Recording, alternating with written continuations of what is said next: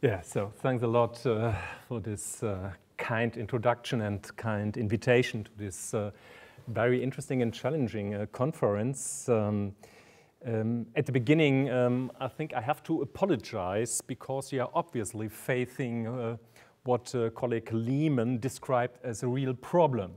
A theologian is about to talk about religion. Difficult. And in addition, this theologian is a Catholic fundamental theologian. And from this perspective, I would like to reflect with you on how to approach to the topic, to the concept of religion in Christianity. And therefore, because it is difficult and problematic, perhaps my approach make a little bit sense. And therefore, I'm going to deal with some methodological problems right at the beginning. My lecture deals with the theoretical structure of the article I am to write on the topic, on the concept of religion and Christianity. The topic is so broad that it can't be dealt with exhaustively within the framework of an article, as you know. First and foremost, the question arises from which point of view the concept of religion is relevant and informative for a presentation in Christianity. To this end, I deal today with methodological questions that are at the same time intended to introduce the content of the concept.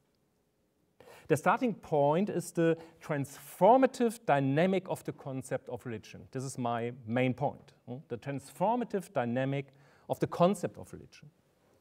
It brings to bear the transcendence of human existence and world experience in the form of references to transcendence. In this presentation, therefore, I am not concerned with a kind of register of the talk of religion in Christianity, nor do I want to present the structure and individual themes of my article today. I think we can talk about this tomorrow. Rather, by identifying religious codes and religious practices, I'm interested in demonstrating how religion presents itself as a complex product of transformation in the course of practices, rituals, and discourses. To this end, I place an emphasis on the evolutionary definition of religion. It plays its own role in biblical texts and therefore introduces my topic materially. So, I will start with my methodological reflection, some thoughts about basic terminology of religion, and I think it is connected with the questions we discussed with colleague Lehman. And then I want to deal with the first point of our article, of my article, of the structure. Are there biblical reference points and sources for the discourse on religion? So, in New Testament it's very clear. The concept of religion, you don't find it in the register. But how can we deal with a biblical, with a New Testament perspective with the concept of religion? Is there anything we can go inside? So, I will make a step back then and talk about the concept more with reference to the Old Testament. And so I want to talk about creation codes, about the concept of covenant, we discussed it, a little bit about religion as a sign of power and domination, and religion as a cultural interpretive practice. But I'll start with some methodological reflections. The study of religion faces the problem that as a scientific subject, it does not have a uniform definition of the concept of religion. This affects the question of the understanding of religion in Christianity in several ways. First of all, the question of the participant perspective is connected with this. Does one determine religion through religious practice and observe it? or does one register religious phenomena from the external perspective of their functional patterns exclusively? Which role plays religious or non-religious experience? This in turn is connected to attitude-bound interpretations that concern the reality content of the code and the practices classified as religions. Perhaps sport or Judaism? This concerns, for example, the semiotic distinction between the sign, God, and the reality designated by it.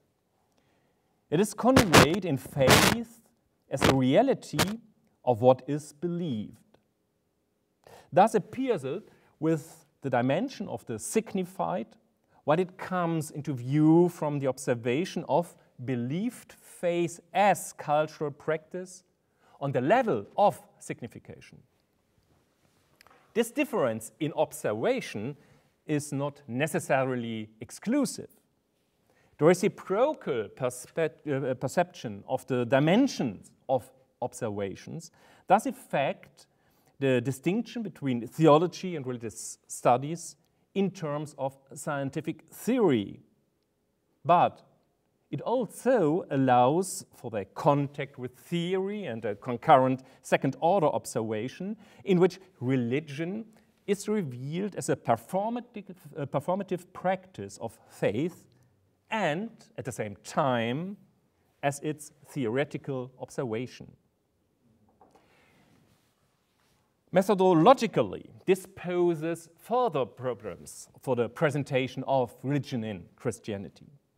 Interreligious, in the attribution of the concept of religions to actors, practices, and discourses that do not explicitly identify themselves as religious and do not co-determine and agree with the corresponding definition of religion. Second, this also affects the representation of religion in Christianity insofar as religious practice historically develops and is determined only in religious and cultural contexts. And third, yet it is precisely against this background that Christian traditions prove to be highly complex. For example, in the multiple path dependencies of European religious history and their overwriting and rewriting through political, economic, and cultural context with other religious traditions. Against this background, a definition of religion that makes room for these different dimensions and their interconnectivity proves to be the most robust. This concerns three aspects: the evolutionary dynamic of religious practices, traditions, and corresponding theories, the sign-bound form of religious communication and its communalization, Vergemeinschaftung. And third, the development of the meaning of religious practice along a basic distinction that can be defined by the code transcendent immanent. And fourth, and which is able to connect it with the functional interpretation of religious phenomena with the dimension of believed faith in such a way that the meaning, der Sinn of religion, can be linked to the performative use of religious codes. Against this background, Volkart Krech's sociological outline, the evolution of religion, proves for me to be promising. Krech understands religion as, and I quote in German because it's a quite complex definition, but you have it here in English in the translation. Krech defines religion as ein System gesellschaftlicher Kommunikation, das sich anhand von eigengesetzlicher Strukturbildung zu einem Zeichenzusammenhang formt, in dem mit Zeichen, die in einem Verhältnis wechselseitiger Bestimmung stehen, auf physische und organische Sachverhalte, also Dinge, Orte, natürliche Ereignisse und Personen mit ihrem Verhalten, Fühlen und Denken in der Umwelt des Religionssystems verwiesen wird. Das tut Religion, indem sie den Code immanent transzendent ausbildet und mit seiner Hilfe das, was Religion in sich selbst und in ihrer Umwelt beobachtet, mit spezifisch religiösem Sinn ausstattet. Auf diese Weise bearbeitet Religion das gesellschaftliche Erfordernis, Unbeobachtbares zu beobachten. The code, immanent transcendence, is introduced in such a way that a fundamental distinction is made between what is and what is not.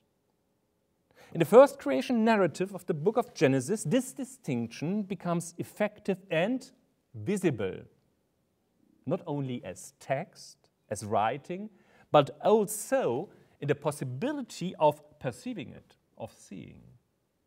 It is a religious initialization that determines the beginning of everything and allows us to experience it at the same time. For it is a distinction which introduces this fundamental reference to meaning, Sinn, with the difference between God and the world. At the same time, a distinction is made between what takes place in the sensually experienced world and confronts it with the question of the beginning and end of everything. What is visible and in turn remains coupled to its withdrawal as a meaning-determined, sinnbestimmte interpretation of the visible. Therefore, I propose to deal in working on the topic or the concept of religion with these three dimensions, semiotics, evolutionary aspects, and the function of religion, focused on the sense, on the meaning of religion, and therefore topics and methods in dealing with the transformational aspect of religion may be interesting for our concept or work on the topic of religion in Christianity. Therefore, I try to connect it with biblical reference points and sources for the discourse on religion. At this point, biblical texts can be used as a starting point for the presentation of religion in Christianity. You remember this is the second part on the disposition of the article we have to write. Therefore, I'm dealing with this. My first reference, religion in the sign of creation codes. First, a scriptural reference. The first creation narrative in the book of Genesis is theologically about the fundamental distinction with which the difference between being and non-being takes place with the code creation. I marked this. It becomes visible in the light of the speech act that makes the world visible with God's dabar. God spoke and it became. That is interpretable in terms of meaning, Sinn. This basic distinction is constitutive for that what we and what Greg understands with religion. On this distinction is the practice of faith and communicative communion fixed, which in retrospect allows us to speak of Christianity as a religion and insofar of the discursivation of religion in Christianity, taking up the Jewish biblical textures. Diskursivierung. Reflection. This basic distinction is asserted in religious cultural differentiations with which the peculiarity of religious world contact in Christianity is opened up on the basis of problems and challenges. This is especially true of the religiously and evolutionarily significant confrontation with the limits of death in life. It can be understood as a cultural starting point for the development of religious consciousness, Pascal Bouillet, Daniel Dennett, and corresponding practices as well as theological concepts. This is connected with a methodological preliminary decision to discuss religion not only on the basis of its explicit reflexive mention in the Bible, for example, but on the basis of the problem to which religious practice is attached and which lead to the development of communalized religion, vergemeinschaftete Religion. The culturalization of the boundary of death comes into question in a special way for this purpose. Cultural treatments of death in special forms of burial and grave goods cannot simply be associated with a specific religious attitude, but death is in these practices not accepted as mere given, but marked as such, as a problem, as a challenge. The definition of religion in Christianity can be appropriately grasped along this line if one reckons with a thematization of the historical development of transcendence codes in religious traditions themselves. If the evolution of religion does not only take place externally, on it like an object, but is also driven by it. Evolution takes place co-emergently, as a cultural co-evolution. This also applies to religion, especially since they play an important role in the development of culture, as the paleoanthropological material suggests. In order to grasp the complexity of this phenomenon, it is therefore necessary to look at the historical evolution of religious traditions in their relationship to the historical moment of cultural development. This must be reflected in the historical reflection of religious traditions on the historical reality of their reference to God.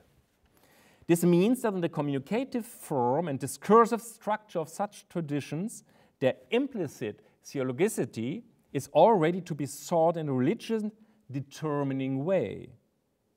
It has an effect on the observer of religion. His or her perspective becomes an aspect of the evolution of religion in the way his observation becomes a part of the discourse on religion. So therefore is also religious criticism part of a cultural evolution, if you so want, of religion. In this respect, the observation of religious studies is involved in religious determination of religion. The outside view can generate discursive interactions and enter into them as an aspect of the rationalization of religious thought. Therefore, another scriptural reference.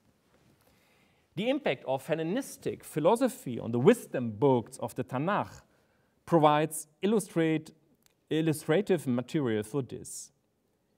The reflexive thrust, Reflexionsschub of Greek philosophy with its logos traditions becomes a motor of reflexive determination of God and religious development.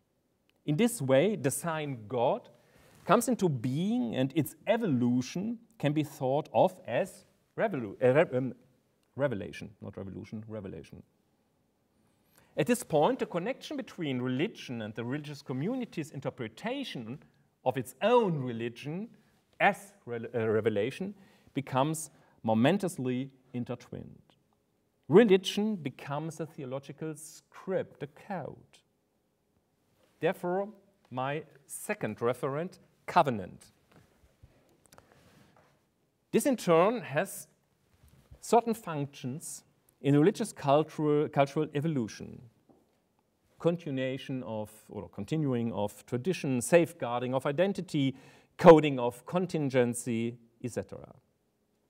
Thus, a functional theory of religion must know that it interprets religiously identified phenomena as functionally effective, but in retrospect places them in a causal context in the broader sense, ein Verursachungszusammenhang. But if evolution is always already functionally interpreted, the functional interpretation of religious evolution must formally be its aspect. It is embedded in it. This demands that religions not only be taken seriously in their epistemic quality, but that religious ideas and their references, the reality of God, be related to the reality of its faith. It is in the history of religious belief and nowhere else that God, as a sign which deals with the reality of the sign, can be found.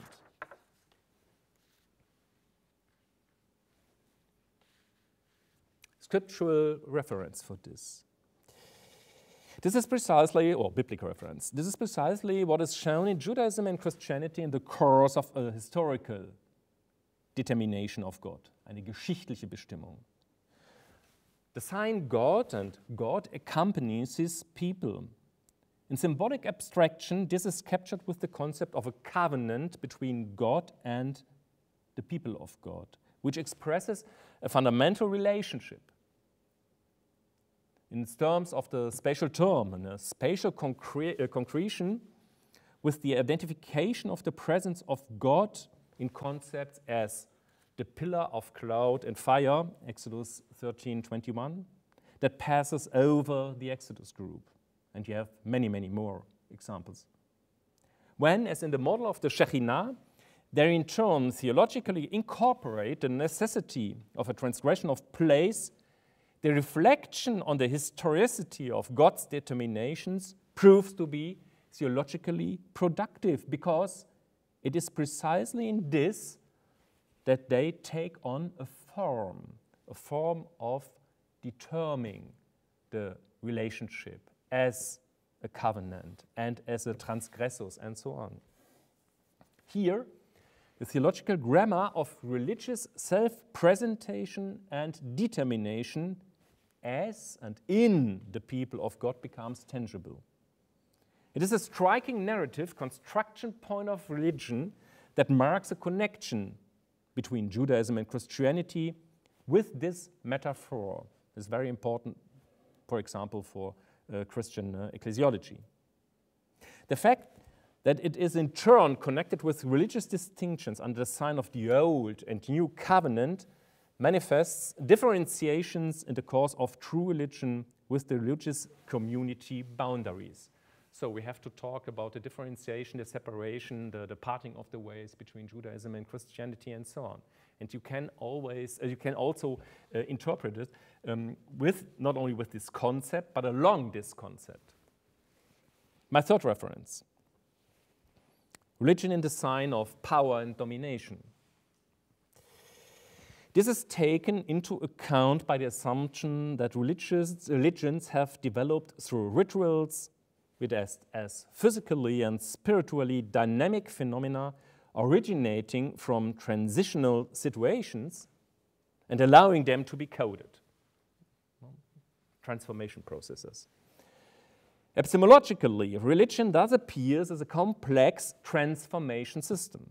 It is deeply anchored in evolutionary biology and represents its own rationalization format of access to the world. Robert Bellah makes this clear by drawing on a thesis by Jürgen Habermas. In the transition from smaller nomadic groups to sedentary urban organized populations, economic differentiation leads to problems of legitimacy, of power, of domination, of governance. On the one hand, social relations are relieved of genealogical kinships in order to arrive at more complex systems in societies based on the division of labor. On the other hand, the solidifying inequality in advanced societies with classes represent a loss of egalitarian forms of communalization in earlier small groups, hunter and gatherers. In such societies, stable organizations are needed for planning food, for military action in larger units, and for the bundling of social activities. The step towards domination, governance, power, which transforms temporary reactions into permanent order, entails the question of the legitimacy of concentrated exercise of power. In class societies, according to Habermas, this represents a permanent problem, a permanent crisis, because government power based on economic power, only economic power, only on military power, cannot be comprehensively derived from its own resources. Religion opens up a form of justification of domination, of governance, where it combines, for example, royal power with divine power. In the Access Age, it is precisely at this interface that problems of legitimacy arise, bringing with them a surge of reflection and a special way of cultural evolution of religions. Biblical reference. Religions play a decisive role here, for example, in the form of Deuteronomistic theologies in post-exilic Israel. They make it possible to put forward reservations of transcendence against claims of God, where fundamental ideas of justice are broken. They gain ground by revitalizing concepts of equality for human life, which results from the insight into what unites a community, people of God, for example. Both moments dynamize and lead to a new form of religious as well as philosophical communication, critical rationality from the distancing of reality. Religious codes are developed precisely for this purpose, which in turn guide the understanding of religion in Judaism and Christianity, and thus determine the formatting of religion in its entanglements with power. So the critical distance, transcendence as a kind of knowledge, Wissensform. Do I have time, another 5 minutes for my last point? Yeah? Okay, so then my fourth reference, religion as a cultural interpretive practice. Here I start with the scriptural, with the biblical reference. Oops. In der Diary of Humankind, Tagebuch der Menschheit, Karel van Schaik and Kai Michel have traced traces of religious processing of evolutionary processes, namely in biblical texts. They identified a transition from hunter-gatherer societies to agriculturally organized forms of life, with an increase in complexity in ever larger communities as a key point of cultural and thus also religious evolution. Living spaces change, resources become scarcer, their stockpiling and capitalization demands their rationing and entails the social division of powers. This is accompanied by problems of distribution and justice, which are reflected in disputed successions, patriarchal narratives. They are criticized in the mirror of a counter-experience in the Bible, in reference to the life situation of unbroken access to everything one needs to live. What a cultural memory of naturalized existence stores is theologically transformed into the utopia of paradise. You mentioned paradise some minutes earlier. The narratives of the canonized Genesis text take the dangers of expanding civilization seriously, each with a different emphasis, in order to demonstrate that the fatal outcome of life remains coupled to an original perspective of creation. God's infinitive power of life does not come to an end with death, which, mythologically proven, takes place in the cultural emancipation of man beyond the Garden of Eden. Biblically, the motive of paradise continues to set free heterotopias, Michel Foucault, heterotopias of good life, for example, in its connection with the temple in Jerusalem, Ezekiel 47. It represents a place where guilt is forgiven, that is, death can be transformed into life, and especially on the part of both victims and perpetrators. Reflection. Here, a complex starting point for momentous religious codes and practices becomes tangible. With the meaning of guilt and rituals of its forgiveness, with references to sacrificial rituals and their overwritings as manifested in the Jerusalem temple cult and its later Christian translation or replacement. I refer here to Guy's Strumsa, das Ende des Opferkults.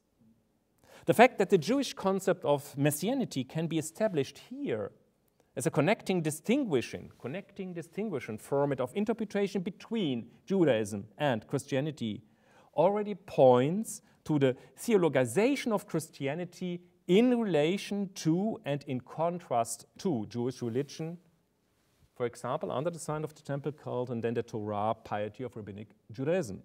Again, there's a point to discuss about the meaning of parting of the way and what it means for the religionization of Christianity, Marian Mouillard. What is a kind of summary? Again, it is a problem to talk about religion in Christianity because so many different traditions. It is different because the concept religion is not part of the New Testament texts and so on. And in the same way, it is not in the Old Testament. So we have to reconstruct what we mean with religion and see how this works and which systemic function religion fulfills.